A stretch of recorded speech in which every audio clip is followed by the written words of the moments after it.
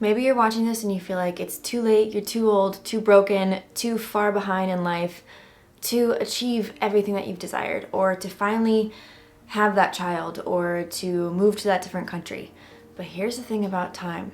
God's time and our time is not the same. God has a completely different timeline. He doesn't even see time as being something tangible. Hear me out. With the Lord, a day is like 1,000 years, and 1,000 years are like a day. He says this in Peter. God sees time differently than we do. He doesn't live in the microwave society that we live in.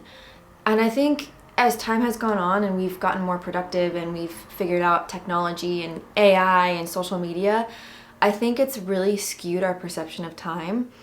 And I think that I'm reading this book called 4,000 Weeks, and I'm going to do a whole separate video on that, but it's so good because the average human lives 4,000 weeks. And when you think about it, it's like 4,000, that's not that many. We just constantly are on this conveyor belt of life. We try to get things done, we try to be more productive, we think that if we have more things in our control that we're going to be able to propel our lives forward. And although this might be true to some extent, we still feel lack. And if you still feel like you are lacking something in life, even though you've accomplished all these different things, I think the big missing piece here is giving our desires and our timeline to God. I have been praying on some things specifically that haven't happened in my life yet, and it's so hard because I just want to sit here and cry because I'm trying to do something that is with God and I cannot do it without Him. And I just feel like I'm sitting here and I'm waiting and I'm begging and I'm asking and my hands are open and I'm like, okay, what do you want me to do? But the thing about the waiting season is that He has something to show us. And if we're so focused on the dream or the thing that has yet to be fulfilled that we miss what He's trying to teach us in the waiting season, then when that time finally comes and He does what He says He's going to do, we might have a little bit of, not resentment, but we missed the blessing that was in the waiting. Moses spent 40 years in the wilderness before leading Israel out of Egypt. 40 years. And at 80 years old, he was just getting started. God just doesn't just work within time, He actually redeems it. So the time that you feel like you lost already, please don't worry. Like, all those things are in the past. Whether it's a broken relationship or a broken relationship with your parents or your kids, or you feel like someone's too far gone or it's been too much time in between. You guys, my sister and I didn't talk for 2 years. And she's not a believer, and I pray for her every single day. So we see things very differently, and we had a blow up and we didn't talk. But the thing is, we just recently redeemed that. God redeemed that. And although the relationship may not be exactly where I want it to be, He brought her back into my life. And, I can slowly see God working on her heart. And it's like the 2 years that we lost, we didn't really lose, because I think during those 2 years, God was doing something in both of our hearts. And I think He's still working on her. And I'm at a point now where I am capable of carrying other people's burdens. Where before I was so broken, I had no room to help other people. I had zero room to pour in other people's cups, and God knew that.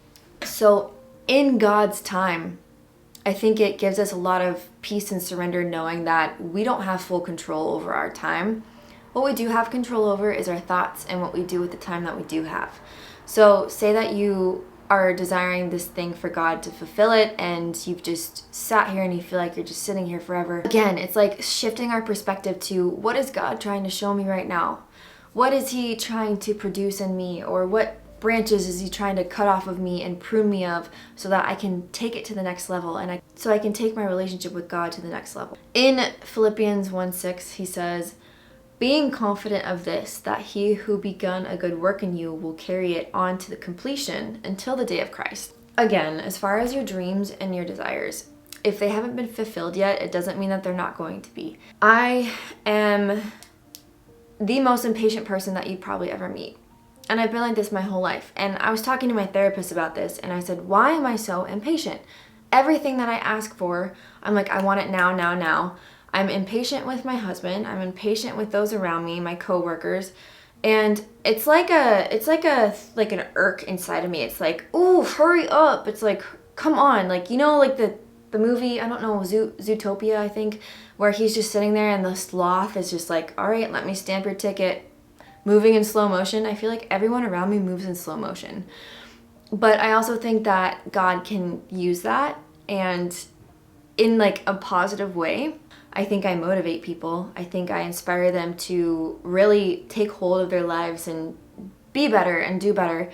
And before I was like really into the hustle culture of, you know, be productive, wake up at 5 a.m. and like read a book a day. And here's the thing that God's really been showing me in this season. I've slowed down so much. Like, and I think that's also something from the military that we learned, is to be completely fast paced and get up and hurry up and so much anxiety. Since being out of the military, I've really learned to slow down. And God has shown me to slow down. And the more time that I spend with him, the more time he gives me back. I know it's really hard to understand if you haven't spent much time with God, but I think this is maybe a video to urge you, like, spend 5 minutes and open up the Bible and just say, before you open it, just say, God, show me what you want to show me right now. Open it up and read what's on the page. And whether it lands or it doesn't, God is speaking to you.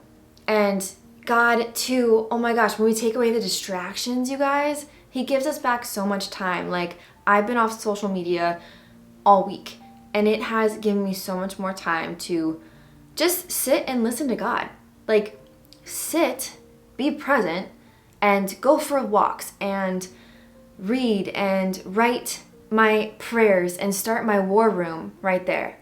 And oh my gosh, it's just so cool what he's doing right now inside of me and what he can do inside of you. It's like, before, you guys, I didn't want to live. I was so broken, so depressed. I had panic attacks every single day. I didn't even know who I was anymore. I just wanted to sell everything and go hide under a rock. And now, God restores everything. In due time, God can restore your relationships. God can restore the time that you've lost. But as you sit here, I want you to just close your eyes and say, God, what do you want to show me? God, can you please heal me? Can you please restore my time with XYZ? These are the prayers on my heart. Please give me my time back. Please help me with time, the time that I have left, to not ruin it or allow it to pass me by, to really soak in the lessons that you're trying to teach me right here, right now. That's it. That's all you have to ask. Like, that is how you pray, is you just, it's like a conversation with God. And I have like an open dialogue going all day, but there's a difference between intentional prayer and passive prayer. Intentional. Well, I think it's my time to get off of filming because my card is full on my camera. Hello, camera. Anyway, what I was saying is, be intentional about your time with God and he will give it back to you tenfold. Period. If you have a prayer on your heart or you need some prayer, drop it in the comments. Follow, subscribe, all the things. I know I don't have to say that, but like, I say it because it's a way to show support and to get this word out to more people. And